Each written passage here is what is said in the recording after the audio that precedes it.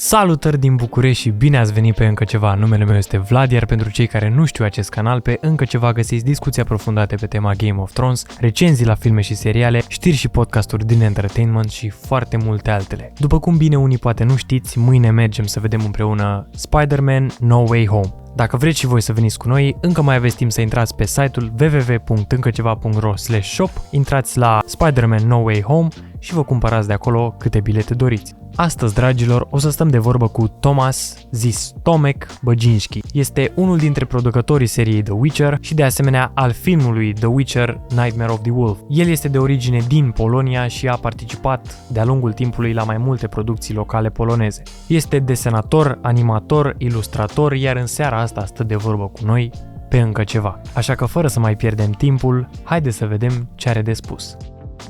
Hello, Thomas. Hey, how are you?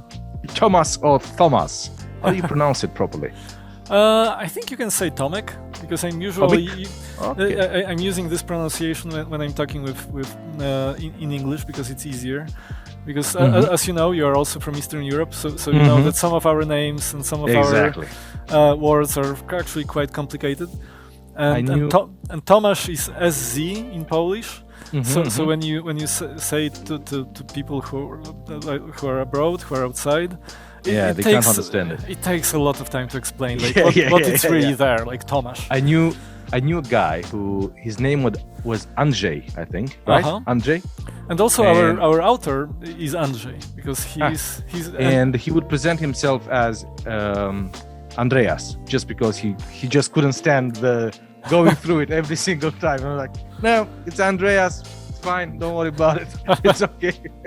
Yeah, it is true. And Andrzej is also the Polish name of Andrzej Sapkowski or Andrew Sapkowski. So it's kind of the same. So there is Indeed. a lot of names who are like similar in different languages.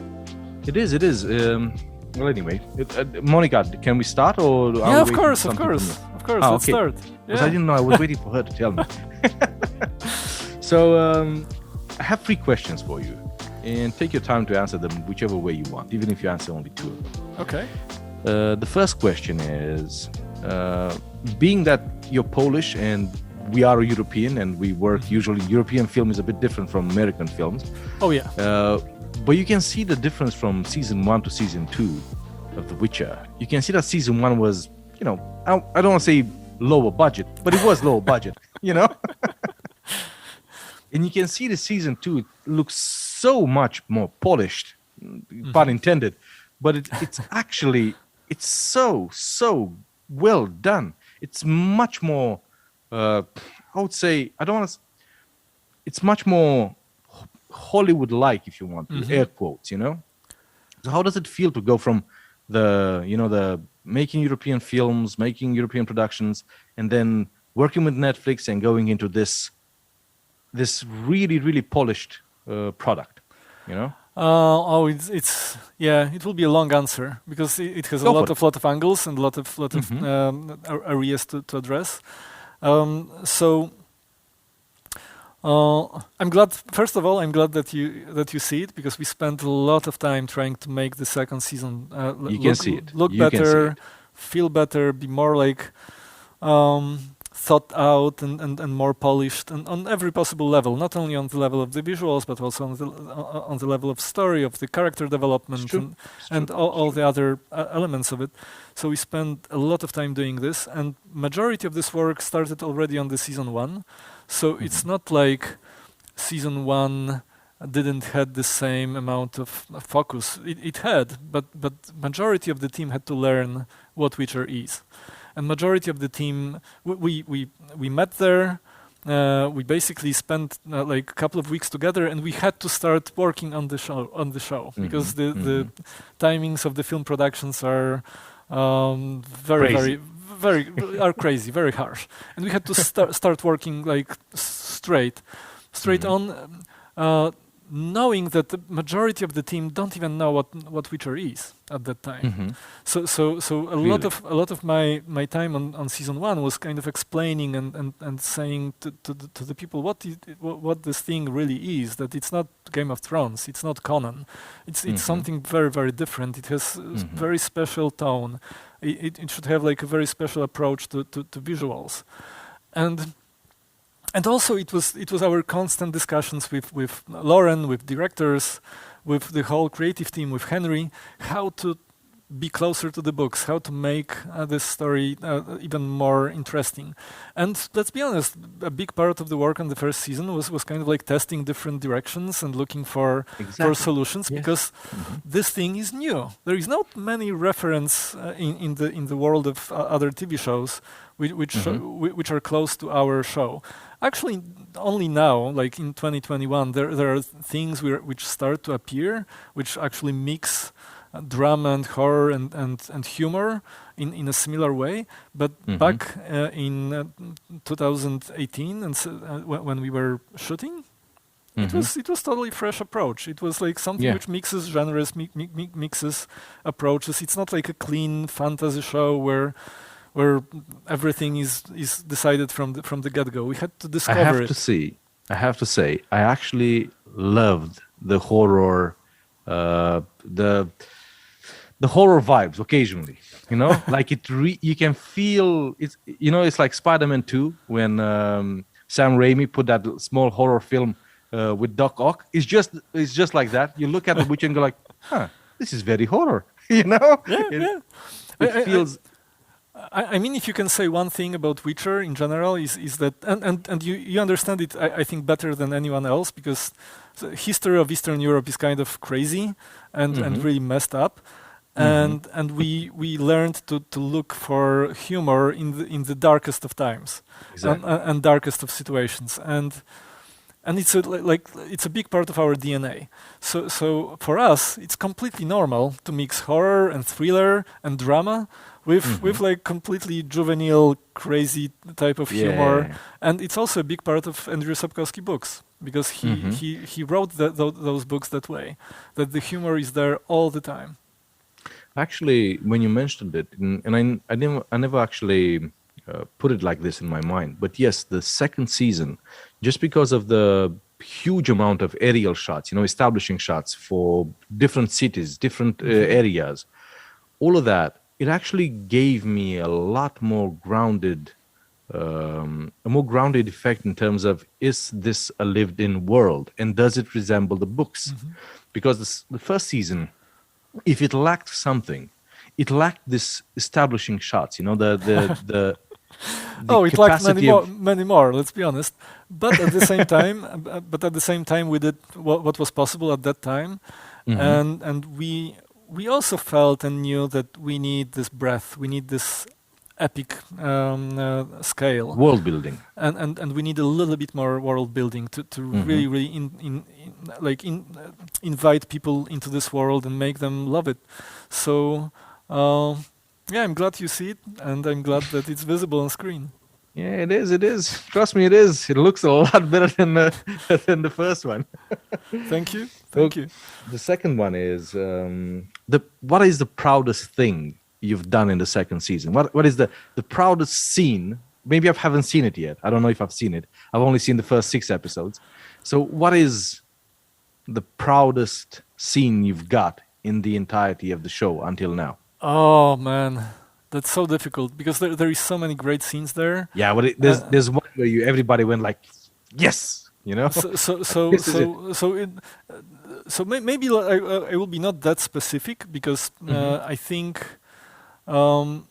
there is a lot of great moments I love. I love the interaction between Nivellen and Geralt in the first episode, and how well we were able to create like completely CGI character to interact in a drama scene, in a horror scene with normal characters. I love the story there. Very interesting episode, the first one. Very interesting episode. I'm happy you say that. In terms of like little things and little memories I have. And I don't want to spoil anything, so I will be very vague. Yes. But one of the scenes which I'm glad it ended on the screen because it was like the child of our discussion between Lauren, Haley, who was a script editor, and me, and Joy, who was playing Jaskier. Is one of the scenes which, in kind of meta way, comments on the first season, and I don't want to like tell exactly when this moment happens. If you've seen episodes, you remember probably when. But I liked it because in the original Andrew Sapkowski books, he very, very often shows that those books are not a separate world from our world. That they are actually bridges between the book world and our world. And there is some kind of a meta world which connects everything. And I think Jaskier is such a great character to show those connections. And because he can actually, yes, he has values that belong to both worlds, basically. Yeah, and even in the first season, we had a couple of lines in Jaskier when he's saying, "Oh, now we are going into exposition. Now we are like he was actually commenting on the story he's in." And we put some of those little like breadcrumbs also in the second season, because even in the books, you don't know, is it like Geralt's story and Ciri, is it real, or maybe it's just the story which was written by Jaskier, made up by somebody, and it's like his version of this story, and it's a very, very interesting angle which I love to explore. So you're most proud of the storytelling rather than just shooting something. Yeah, because we had amazing crew. We had very, very good directors. We have amazing technical crew, and it was of course challenging, especially under COVID, because shooting in masks and every day like testing and things like that is very, very difficult. But it's an absolutely stellar crew. Very, very. They know what they are doing. So physically. It was very harsh because when you like wake up every day at 5 a.m. and you drive to set somewhere in north of England in the rain, and then you stand. I would do it. Don't be that. You do it for the first 2 weeks. The third week, you're like, I wouldn't do it anymore. So it's fun, but when you do it for such a long time, it's physically demanding, so it's actually quite difficult, but it's a very, very mentally it's an easy challenge. So mentally it's like it's actually something I think now, especially in our Eastern European brains, we enjoy a little bit of challenge, especially physical challenge. I understand. Yes. So a little bit of rain and a little bit of mud and a little bit of like not sleeping at night and things like that. It's like salt and pepper, it's fun because then you can rest. Then you can go back to your hotel and it's nice and you can take a bath and it's super fun. So it's not that bad. For me, the most interesting challenges and the most interesting fights and the most interesting developments were on the story level, and I think we did a huge steps towards making Witcher better, and I think it will be also continued in the third season. I've read already scripts for the third season, and it's awesome. That's the next question. Do you have the third season already mapped out, or is it written already? It's mapped up and it's written, and we are prepping, but I cannot say anything else. No, that's it. That's all I need to know. But if you know the books, you know what's coming. Exactly. And it will be big. It is interesting that I love the fact that Netflix actually went all in on the show, because I mean when we saw the first season, we were all probably getting the second season. It's not like we're not going to get it. But when they did that WitcherCon, when they actually went one step further and said, okay, this is going to be a franchise for us. This is going to be a world-building franchise. We're going to be investing in this, not just in the fact that we're going to make the show. The animation, by the way, you worked on the animation as well, right? I was not working directly because it was done in Korea. But I was involved in the creative process, and I was very, very aware what is going on. I've seen the animation on many stages, so yes. It actually, like, I've done a review for it as well. It's very good storytelling. It feels very, very grounded in the world of The Witcher, and it does a lot of justice to the character. Like, I was talking to Kim Bodia as well when I did his interview, and I told him, like, even if because I asked him, did you see the animation? Did you read the script at least? Did you do anything with the animation? It's like you're playing the character. You should be seeing the animation. And he's like, no, because when we shot it, there was no animation. Yeah. I was like, yeah, makes sense, of course. but both me and Lauren, we already seen big parts of it, so we could explain how to be closer to Vesemir. And Kim Bodnia, by the way, was amazing, and he was asking a lot of questions. He really wanted to understand this character. He spent hours talking with us. He spent hours talking with Henry, because their connection in the second season is very, very close, and it's like father-son connection. Exactly, so the chemistry, the dynamic shows on screen. That's what I told him as well. It's very important. People might know him from Killing Eve, where he plays a completely different character. And it's like it's night and day the way he acts in this one. I must say I would have loved to see him fight more, because after you see the animation, you're like, Vesemir is a badass, He should be chopping up people left and right, And that's the only thing. I hope that maybe in the last 3 episodes I'm going to see him. There will be something, but I don't want to spoil the surprise. So you'll see it. You'll see it. But it was really fun to work with Kim, and we were very lucky with the cast in general. So I think, especially now, they understand the characters more. They are like really deep into the characters and really deep into this world. And it is super exciting. The chemistry shows the first thing, and it really shows that people have had time to actually process the characters. Like Henry Cavill, he was a fan of The Witcher before he played The Witcher. Yes. So it was easier for him to get into character. But everybody else, they, as you said, they just jumped into the role. Maybe they had a month or a month and a half to prepare for the entire thing. And they were like, okay, I'm going to play Tris Merigold. Okay, good luck. Thank you. Bye-bye, But instead in this one, everything, that's what I'm saying. The entirety, I was talking earlier to Carolina, the lady, the person, the girl that was entertaining me before the interview.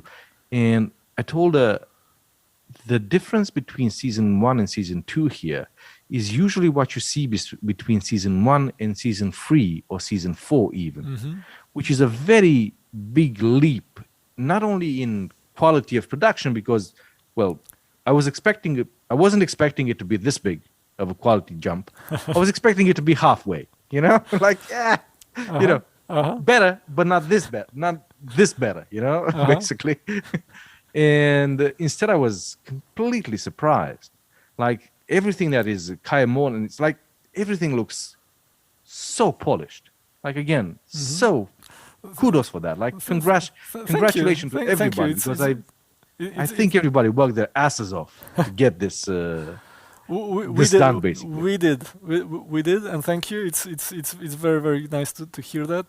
And I'm glad that you're mentioning actors, because we really had time to work with them and really had time to explain the characters to them. I'm very happy not only about Henry and our main actors, Freya and Anya, who are discovering new layers of their characters, but also I'm very happy about some secondary actors. And Tris is a great example, because I think even fans who are not big fans of Tris in the first season, I think they will enjoy it more. They will enjoy this character a lot more, and I think we did a lot of improvements, like everybody all over the board. Better. Yeah. Everybody looks a ton better. Like, you get to a point where how many times can you say, like, it's a lot better? It's a lot better. Basically, it's a lot better. That's the way it is. That's really nice to hear, and I will pass this information to Lauren. Thank you. The third season. When do you start shooting it? That's exactly the type of information I cannot reveal. But you can't say that. But soon, very, very, very soon. So, okay.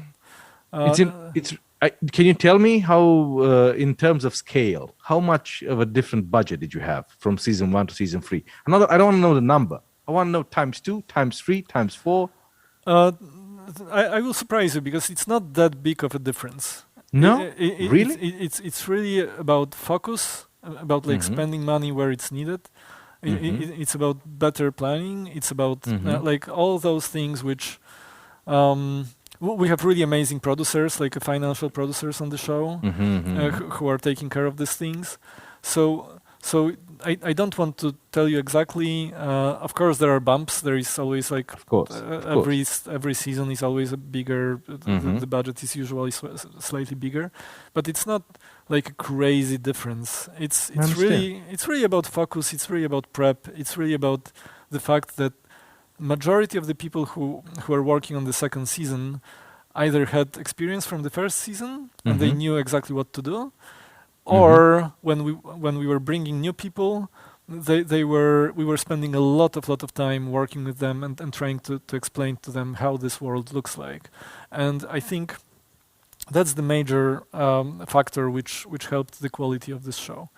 Because the fact that you're starting to shoot this third season really soon also is that's why I didn't want to know, like, we're going to start on 24th of March at 15 o'clock, like a Tuesday.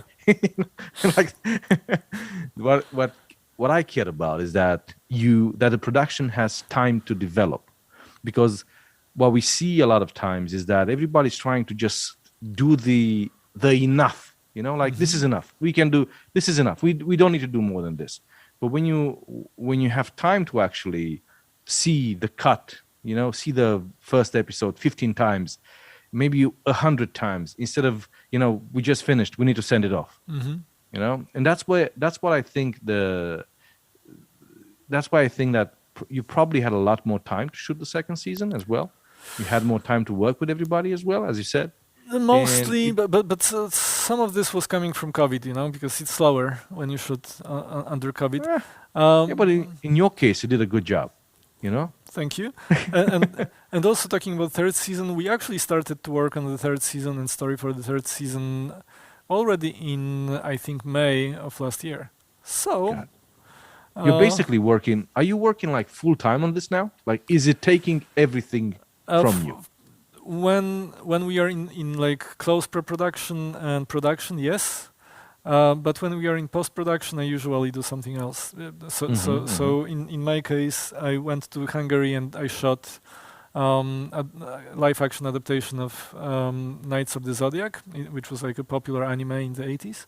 And now I'm returning to the third season. So I did a little break, because I really spent almost 2 years working on the second season of Witcher, and it was good to like take a breather, take a little bit break from the world, change the taste. Yes, and also I knew that the stories stories for the third season are in a very, very good place, because we had a chance to work on it quite early.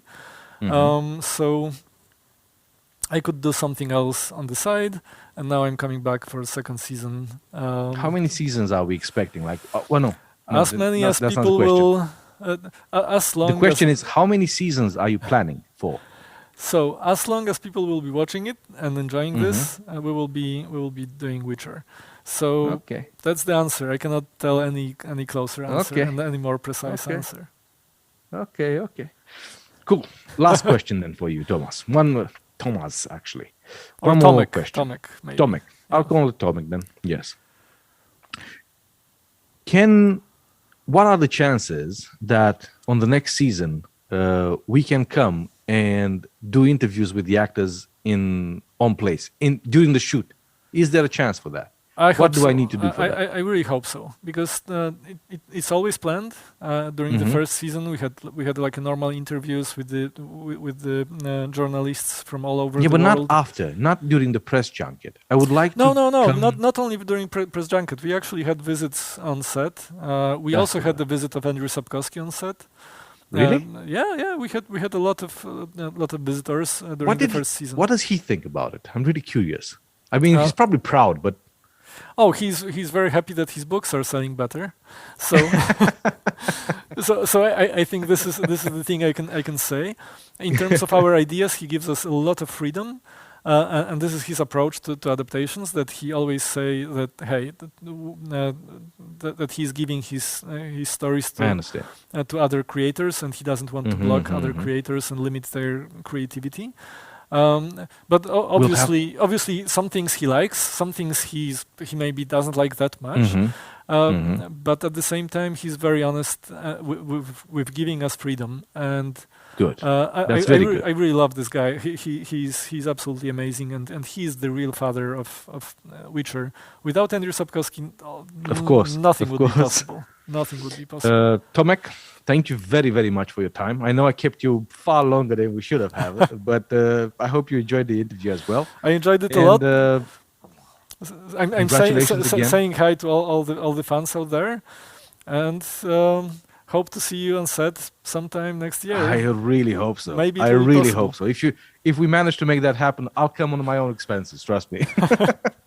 Thank you, Tomek. Don't tell this to business people in Netflix. Exactly. Be careful. But, it's between geeks. At the end, when you have geeks coming together, I think good stuff happens there. Thank you again, and have a nice day. Thank you, Monica, for having the patience with us. Thanks a lot. Take care. Bye-bye. Bye-bye.